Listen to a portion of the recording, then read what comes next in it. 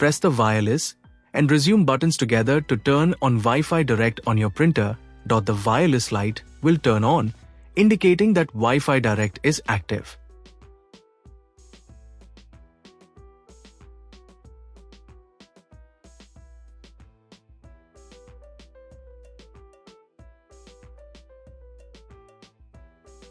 Print a Wi-Fi Direct help page that includes connection setup instructions, the information and resume buttons at the same time to print the page.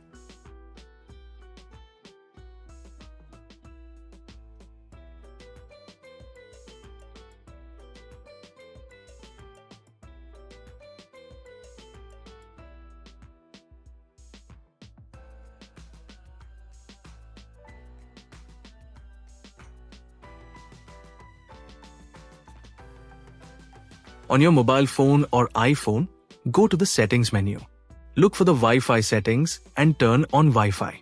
Wait for your phone to detect available Wi-Fi networks. Look for the network name starting with DirectX HP. XX represents a unique combination of numbers and letters. Tap on the network name to connect to it. If prompted, enter the Wi-Fi Direct password displayed on the printers.